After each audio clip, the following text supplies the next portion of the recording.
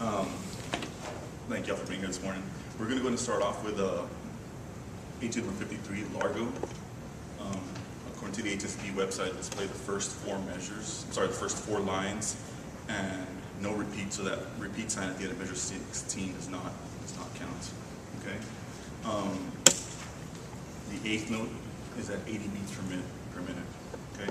I would definitely learn the etude at a slower tempo than indicated. Start off somewhere maybe about 60 to 70 beats per minute, and work out the nuances of the entire etude at that slower tempo. That way, when you do gradually speed it up, it's not a big shock to them. You definitely don't want to go any slower than 60. It's going to drag on. You don't want to take off too fast either at the beginning. So start off there and work it up to the ATSSB recommended tempo of 80 beats per minute. Okay. The turns in measure 4, 8, and 22 are written at the bottom of the page in the book, but they're kind of hard to see. If you've ever looked at the Koprosh book, they're just like really, really tiny, and it's hard to see. I rewrote them out there and I included them. That's what that fifth line is on the handouts. I did forget to put the slurs underneath the etude, so if you want to put those in there yourself, I would definitely do that.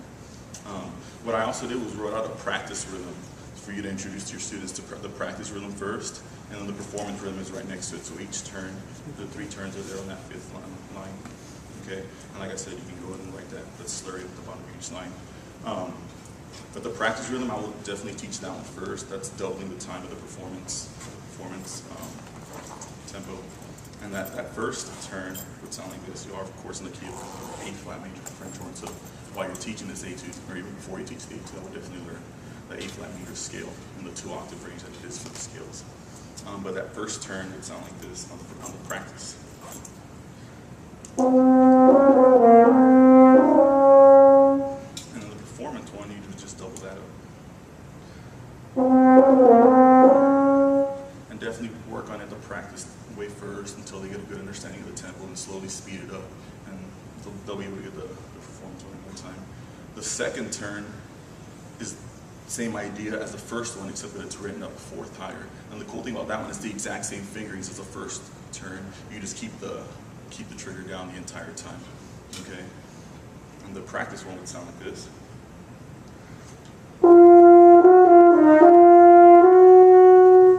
And work that up little by little by little. Eventually the performance version would sound like this. Okay. And then the third one, same idea as the second one, except that now you have a natural D and a natural B instead of flat D and flat B around that C or C1 bass note. Again, there's a practice one. And your performance one. Okay, so that's just an approach you can take on that. I would definitely do that first before you do the performance one. Okay. There are two types of breath marks in the piece, and Dog Koprosh's etudes. You can see sometimes a traditional breath mark, which is a little comma, and then you'll sometimes see a little dash up on top of those notes. That's a quick breath, and according to Koprosh at the beginning of the etude book, it says, that the notes underneath that little breath mark can be omitted.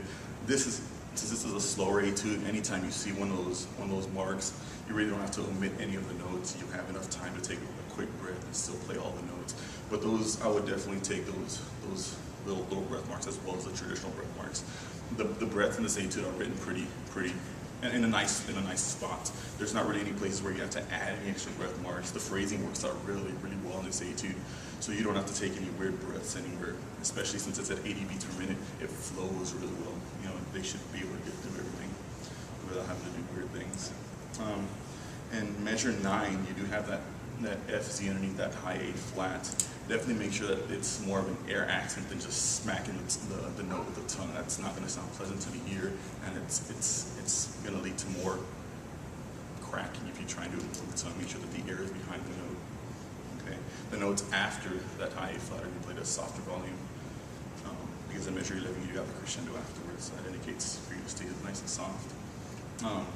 There are some notes in the piece that can be brought out by adding some slight accents. The E natural in measure 10, okay, with the chromaticism from the E natural to the F.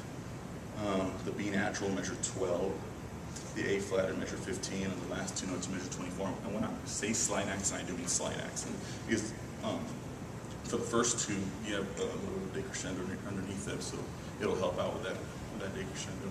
And once I do play the etude, you'll kind of get to hear that as well. I'm going to demonstrate, I'm going to break it up into different phrases. I'm going to play different phrases, and I'm going to talk about each phrase as well.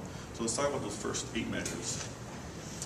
Starts out, like I said, 4 flats: B flat, E flat, A flat, and D flat. You want to definitely make sure before you learn the etude that you work on your A flat scale, A flat major scale with the students, making sure they understand all the flat notes in there.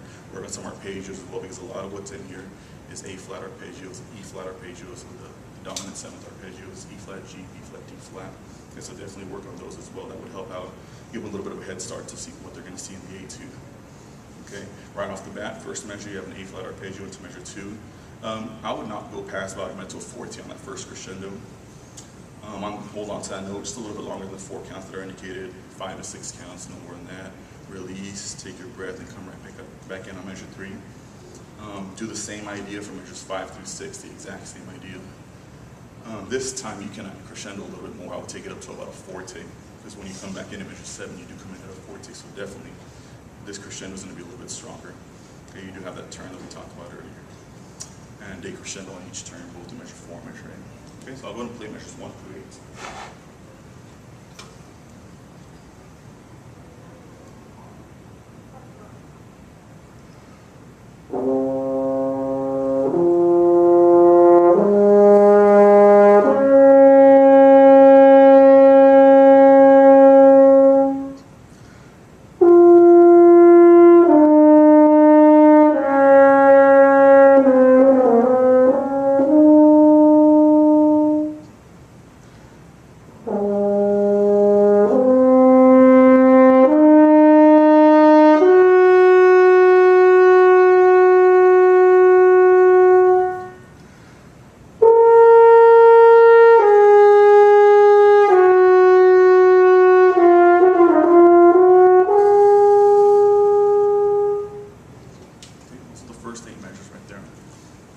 They're very, very similar to each other, except that, you know, it's just up a fifth from the first 4 measures, so they're pretty straightforward, not too hard about that. The next 8 measures, 9 through 16, that 8 flat right off the beat, measure 9, go for it. If you hold back, or if the students hold back, they're gonna miss it. Just go for it. You know, don't be shy about it. Make sure the aperture is set, nice and small. You want to make sure that when the students try for a high note, right, they don't get this type of face. That's what that does. That's gonna flatten out your arm. Sure, you really don't want that. You want more of elbows to get the corners in. Really push that air nice and quick for that note, and then the other note should be pretty straightforward. You'd have an accidental G flat in measure 9, second dial, so you think it's an F sharp. Bring out that E natural measure 10 just a little bit with a little bit of an air accent, but not too overpowering. Measure 11, you do have that crescendo to that arpeggio there. Measure 12, bring out the B natural before getting out of the way for the 2 C's afterwards. Measure 13 into measure 14, those low chromatic, those 4 low chromatic notes, really, really go for them. You can actually, when you're practicing your chromatic scale, go over these 4 notes. It makes this chromatic. So it's the last 4 notes of the chromatic scale that you're going to see.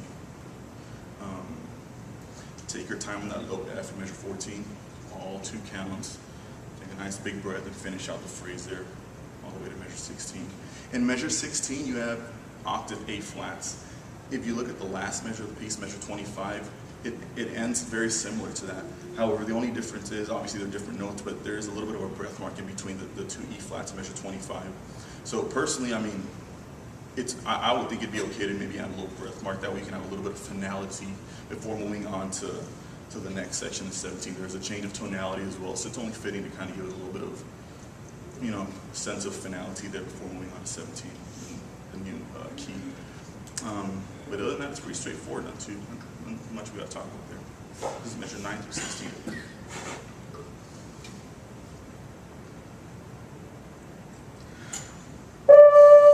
That's right note.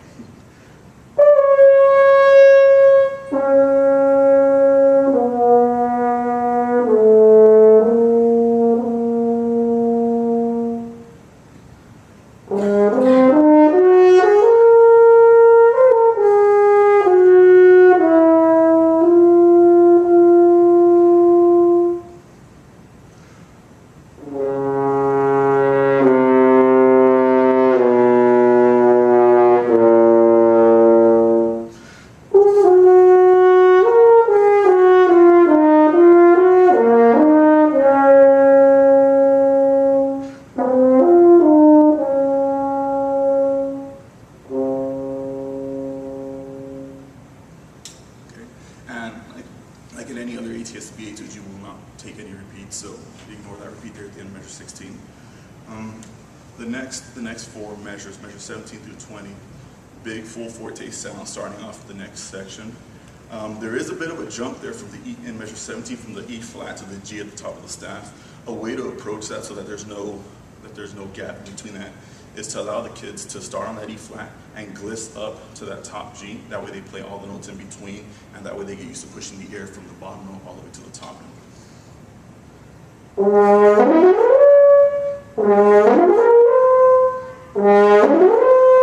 Eventually speed it up little by little by little. And eventually that slur will come out a little bit easier, but take your time. The biggest thing is to connect the air between the notes. It's not really what you do on the G, it's what you do before the G to get to there. So if you practice it that way where they're really pushing through and just slurring all the way up to the top, they're gonna get a sense of what the air is supposed to be doing, what the oral cavity is gonna be having. That's really what they have to be doing there, and also getting the air speeded up to get up there as well. Okay.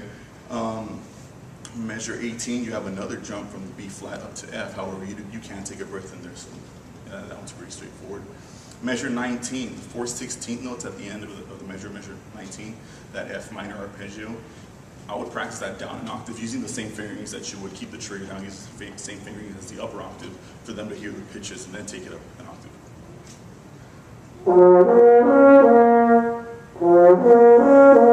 Once they understand the pitches, they'll be able to hear it better. And then just match it up an octave. And measure 20, start there, take crescendo down to that D natural. Okay? So this is measure 17 through 20.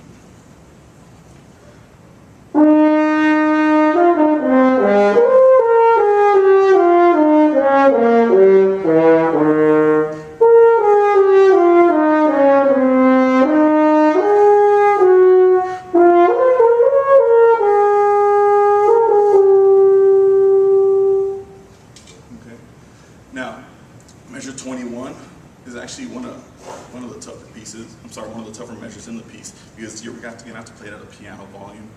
Common tendency is once they play piano, they want to slow their air down. They want to try, to play super soft. But in reality, you got to make sure that the air is fast as well. When you play soft, probably even a little faster than when you play at a fuller volume. To make sure they're pushing all the air through between the notes, not just on the notes themselves. In measure 22, you have that turn that we talked about earlier.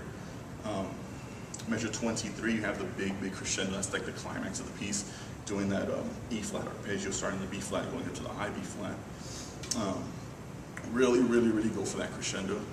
That's going to be the big point of the piece. You want that crescendo to be the biggest one of all, the entire etude. There is a breath mark after the high B flat. That's the only breath mark that I don't take. That's the only breath mark that I don't observe. I actually do a breath right during that little 30-second rest, right before the arpeggio starts. That's where I take my breath, and I treat that as all one phrase. It just seems kind of silly to breathe up there halfway through the phrase. And also, it could lead to cracking the G when you try and come back in. So just keep the air going throughout that. And, if you have some horses, in your sections that can do it, more power to them, go for it. Measure 24, stay nice and strong. Crescendo even more up to the high A flat and D. And to bring the whole piece to an end, hold on to those last two notes a little bit more, maybe add a little bit of a retard there towards the end and bring the piece to a close. So that's that. There's 21 through 25, last 5 measures.